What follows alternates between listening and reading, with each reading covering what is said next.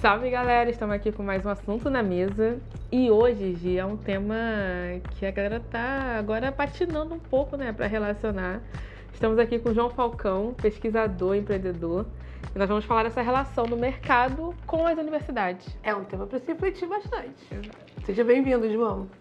Muito obrigado, Nina, obrigado, Gi, obrigado pelo convite. Fala, galera. Então é isso, João. Já vou jogar logo essa pergunta, porque eu sei que você tem experiência, tá, em relacionar o mercado na tecnologia, na inteligência artificial com as universidades e fazer com que essa conexão se fortaleça cada vez mais no Brasil, né? Acho que é um ecossistema onde nós não podemos negligenciar. E eu queria que você contasse um pouco da sua experiência empreendendo junto com professores das universidades no Brasil, porque é muito importante trazer esse ponto de fazer isso no Brasil. Eu adoro esse tema. Eu tenho dedicado meus últimos 20 anos a conhecer os centros de inovação nas principais universidades no Brasil. Muitos desses centros de inovação, a maior parte deles está situado em universidades federais. Tem alguns ícones que vale a pena a gente mencionar. Então, o Porto Digital em Pernambuco e a UFPE. Você tem a UFMG, o BHTech em Belo Horizonte, você tem a turma de Florianópolis, você tem a própria turma aqui do Rio, muito ligada à cadeia de óleo e gás. Então, assim, é muito bacana a gente ver cada vez mais essa proximidade entre o conhecimento e o mercado. Então, tem um dado que é um dado interessante, né, que faz a gente refletir. No Brasil, 80%, em média, 80% da inovação acontece nas universidades, nos centros de pesquisa das universidades, sobretudo universidades federais, e 20% no mercado. Nos Estados Unidos é o contrário, também mais ou menos. 80% acontece no mercado e 20% acontece nas universidades. Então, isso é para mostrar como a gente precisa fomentar essa dança, né? Que você é uma entusiasta, mas que no Brasil não necessariamente a gente ainda tem essa cultura muito forte nas universidades federais de aproximação da pesquisa do mercado. Está mudando, né? A gente tem feito avanços incríveis, tem já vários cases de sucesso de empresas de impacto que melhorou a vida da sociedade, né? Pesquisa que surge na universidade, que você tem todo um desdobrar. E nesse lugar eu atuo como empreendedor, fundador de empresas de tecnologia, de inteligência artificial, de machine learning, de software, de algoritmos digitais, por um lado, e por outro eu tenho também um trabalho como cientista jurídico.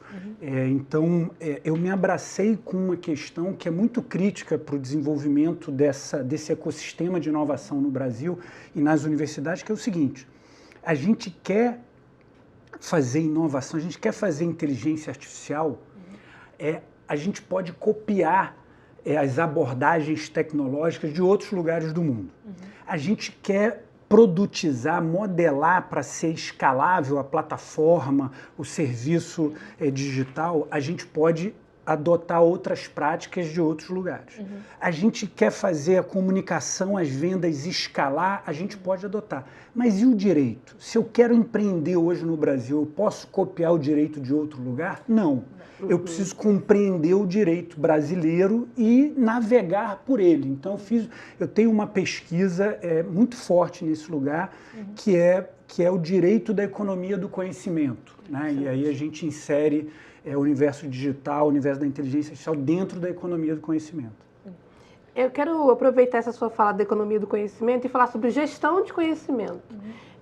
Você falou que em algum lugar essas iniciativas, esses dados que a gente tem, esses empreendedores, essa força que a gente tem tão forte dentro da universidade, elas se perdem. O que está faltando, João? O que a gente olhando assim, e eu vou te perguntar até do ponto de vista de um estudante, de uma pessoa que está entrando na universidade, que caminho que essa pessoa pode fazer para começar a se organizar, fazer uma gestão do conhecimento perfeita, para procurar saber onde está acontecendo, para divulgar. Como é que faz? A notícia boa é que está sendo feito, mas ainda tem uma estrada muito longa pela frente. Então, tem duas coisas que para mim parecem urgentes. Uma é a cultura empreendedora, a gente disseminar isso.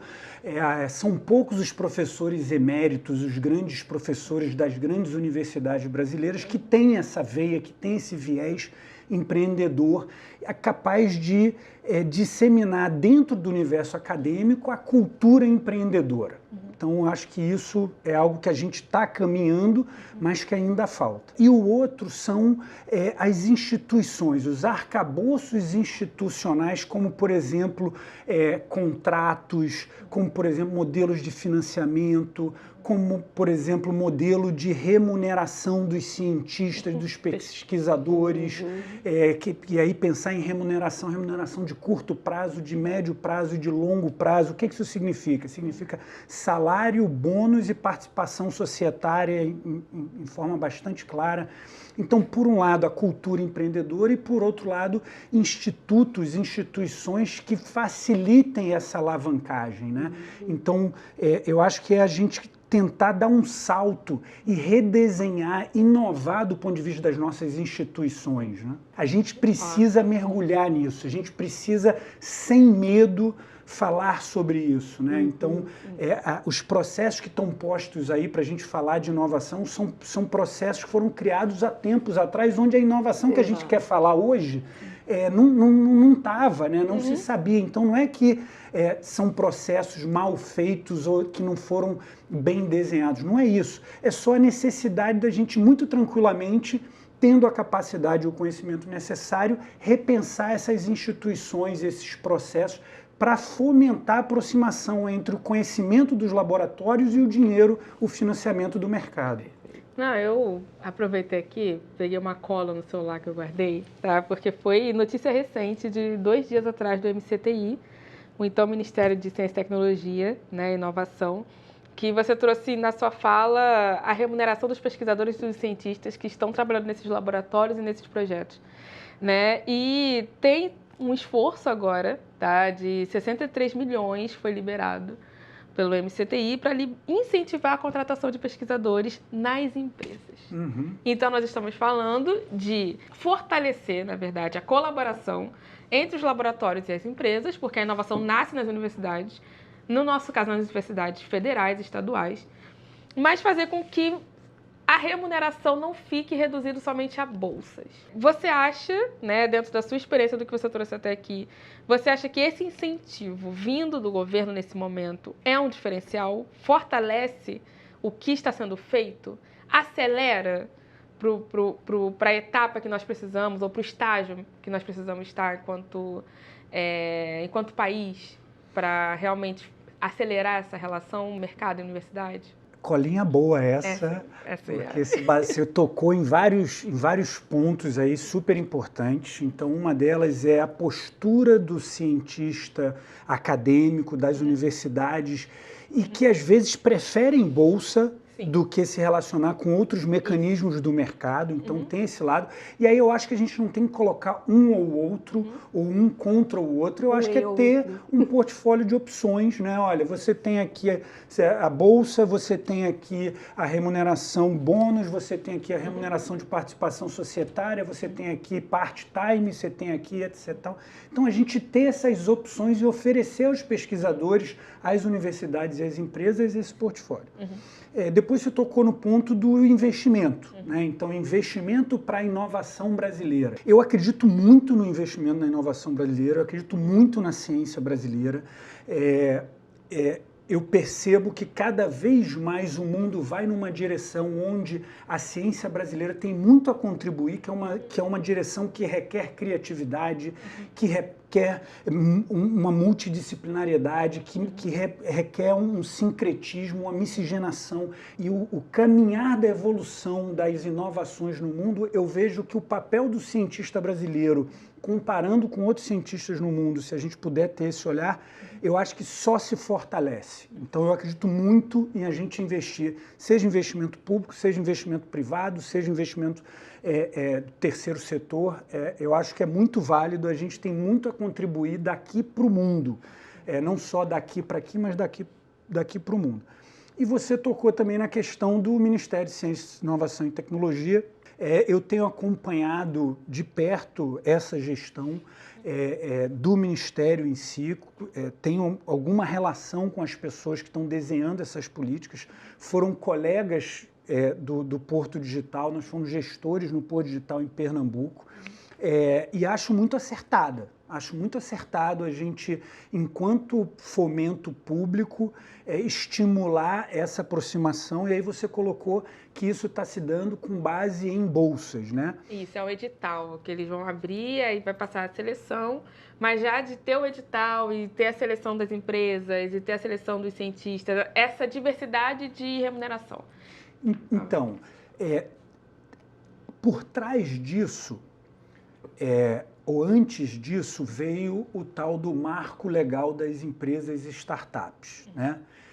Que não foi um marco legal, mas tem um lugar onde realmente se mexeu bastante, que foi a possibilidade dos cientistas, dos acadêmicos, de pessoas que têm vínculos com instituições públicas poderem atuar em empresas ou iniciativas, em projetos privados, sem perder seu vínculo com as instituições públicas. Então, nesse sentido, o marco legal das startups, a gente teve avanços importantes.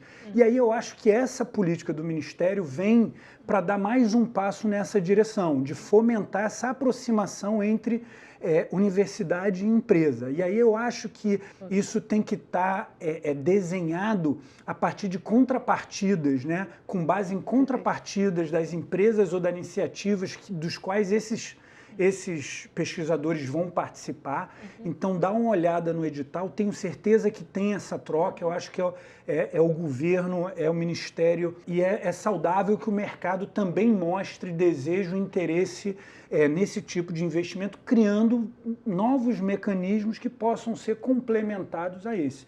E aí, todo investimento, nesse momento, na ciência, na inovação brasileira, tem meu reconhecimento, tem meu aplauso. João, eu vou pegar aqui o seu lado empreendedor e pesquisador e fazer um bem bolado. E aí, jogando mais para o lado da tecnologia, a gente viveu um grande hype da inteligência artificial e quando a gente vai fazer, a gente vai olhar, né, para as acelerações, enfim, para qualquer coisa. Não existe uma cultura de dados no Brasil. Como é que você vê isso como um empreendedor? Para as empresas que você, de repente, faz consultoria ou acho que você cria? Como é que é esse lado de P&D nessas empresas? É muito legal a sua pergunta e aí eu vou usar dois chapéus para responder. Então tem o chapéu do advogado, do cientista jurídico, do mestre por Harvard Law School, etc. e tal. E tem o empreendedor brasileiro de empresas de tecnologia que já fundou empresa em Pernambuco, em Manaus, em Belo Horizonte, no Rio. Então, de primeiro, tem uma questão que hoje já está clara, que é o seguinte: quanto mais dados disponíveis, mais eficiente será os modelos de inteligência artificial. Então, se não existisse regulação alguma, e aí eu não estou com o chapéu do advogado ainda, eu estou com o chapéu do empreendedor, então para o empreendedor, para o técnico, isso já está claro hoje. Quanto mais dados disponíveis sobre um grupo, uma comunidade, uma nação, um estado, um planeta Terra, mais evoluído será os modelos baseados em inteligência artificial. Então isso é o chapéu de empreendedor falando. Aí tem o chapéu de advogado, de cientista jurídico, que diz o seguinte: olha, legal, mas você tem aqui, a gente precisa proteger os dados das pessoas, a gente precisa proteger as pessoas dos algoritmos. Então, pera lá. Então, enquanto advogado, cientista jurídico, eu acho que é importante a gente ter esse olhar de dizer, olha, legal, seja bem-vindo, mas se identifica aqui. Explica esse teu modelo baseado em inteligência artificial. Antes da gente ver se ele é ético ou não, antes da gente saber se ele é responsável ou não, precisa explicar, precisa poder explicar. Se não consegue explicar, deixa no laboratório. Fica no laboratório sendo treinado por um simulacro de sociedade baseado em dados. Mas se está na sociedade, aí a gente precisa ter um outro olhar, aí a gente precisa ser mais crítico. Aí não pode ser só a busca pela eficiência da máquina, né? Dos nossos amigos artificiais, né? Da máquina. Então não dá para a gente, numa busca incessante pela melhor das máquinas, a gente transformar a sociedade em ratinhos de laboratório, né? Nada contra os ratinhos, mas... Tudo contra os ratinhos criados nos laboratórios, nada contra os ratinhos. Exatamente, tudo contra os ratinhos criados no laboratório. E tudo contra a percepção de que a sociedade pode ser o ratinho criado no laboratório. Então, esse olhar é importante, né? Trazendo essa discussão para o Brasil, né, a gente está aí no meio de uma discussão sobre o projeto de lei que vai regular a inteligência artificial no Brasil, porque os dados a gente já regulou, né? Mas a gente regulou os dados 20 anos depois da gente ter internet. A gente regulou os dados, e aí eu estou falando da LGPD, da Lei Geral de Dados, 20 anos depois da internet, 20 anos depois da gente entender profundamente a questão dos dados, a gente foi e regulou. Um ponto hoje importante é o seguinte: a gente ainda não entende de inteligência artificial como a gente deveria entender antes de regular. Silvio Meira fala muito isso. Exatamente. Silvio Meira, grande mestre. Meu orientador, meu professor, um querido, Silvio. E eu ia falar já que nós somos a favor dos ratinhos e não dos ratinhos do laboratório, a gente vai dar um intervalo agora, respirar, porque tu trouxe agora a regulação, trouxe Silvio Meira, trouxe botou todo mundo na mesa. Então vamos puxar o intervalo para voltar justamente nesse ponto aí.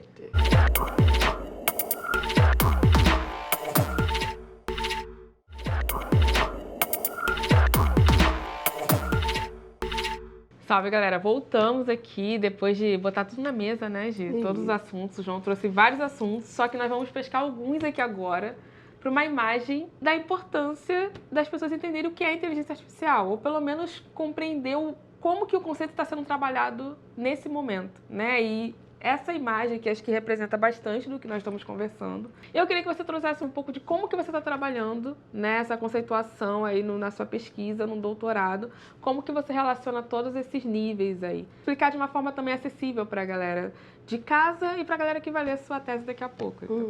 Então, desde 2010 que eu tenho um trabalho prático como empreendedor, como advogado, como advisor de empresas de tecnologia no Brasil. Há alguns anos atrás, o professor Silvio Meira falou: olha, a ciência da computação, para evoluir, está se abrindo para outras áreas do conhecimento. A ciência da computação percebeu que não vai evoluir só com a ciência da computação, está se abrindo para outras áreas do conhecimento, e aí direito, economia, design, psicologia, enfim, bem geral, como uma forma de evoluir a própria ciência da computação. E aí eu topei fazer um doutorado em ciência da computação, para misturar essa prática como empreendedor de tecnologia com o respaldo jurídico, acadêmico que eu tenho, e mergulhei em 3 perguntas simples, né? Então, quais são essas 3 perguntas simples? O que é inteligência artificial? O que é? O termo inteligência artificial é problemático e impreciso, né? A outra parte é o seguinte: quais os conhecimentos necessários para se saber sobre inteligência artificial? O que eu preciso saber para reconhecer, para compreender inteligência artificial? E aí a outra, uma questão ética, é quais os limites da inteligência artificial. Então, o que é, qual o conhecimento necessário para se compreender e quais os limites da inteligência artificial? Então, minha pesquisa foi nesse sentido. E aí eu trouxe essa imagem aqui, porque essa imagem, embora ela seja simples, né, e eu acho que essa é a grande beleza do pesquisador, né, de um trabalho acadêmico, enquanto pesquisador, eu vou buscar essa simplicidade dentro da complexidade, então eu ousei desenhar nesta imagem o que eu entendo como sendo necessário para se compreender, para se saber inteligência artificial. Então, de início, tem um core que a gente está chamando de hardware, mas que ali tem inclusive eletricidade, por exemplo. Né? Então eu estou chamando de core ali, mas que tem o físico, a eletricidade. Em cima disso tem linguagens de programação, que é o software. Então a gente tem o core do hardware, a gente tem o software, E com esses dois a gente começa a fazer as regrinhas, que são os algoritmos. A gente começa a desenhar as receitas de bolo ou o passo a passo que a gente quer para se resolver uma questão, para se tomar uma decisão. Então, sobre o hardware, sobre o software, a gente tem as regrinhas que são os algoritmos. E aí vem os dados. Os dados, eles no laboratório, eles chegam selecionados. Alguém fez uma curadoria, alguém selecionou os dados e esses dados estão alimentando essas regrinhas dos algoritmos escritas em linguagem de programação e software sobre hardware. Então, a gente ainda está no laboratório. Os dados trazem um simulacro da realidade e aí esses testes no laboratório. Legal. A ciência da computação tem pelo menos 100 anos de estudo sobre isso, sobre todas essas camadas que eu estou descrevendo até aqui. A ciência da computação tem 100 anos de estudo no laboratório. Esse fenômeno saiu do laboratório, está na sociedade.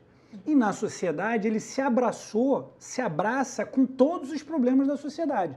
E aí esses problemas não são só matemáticos, físicos, lógicos, estatísticos, como a gente tem 100 anos de estudo sobre. Então, o algoritmo, a inteligência artificial no laboratório, a gente tem 100 anos de estudo com fundamentos lógicos, estatísticos, matemáticos, etc. Só que agora isso foi para a sociedade e a gente precisa de novos fundamentos, a gente precisa de política, de economia, de sociologia, de biologia, de antropologia, porque o algoritmo, a inteligência artificial se mesclou na sociedade. E aí a gente vai para as outras camadas.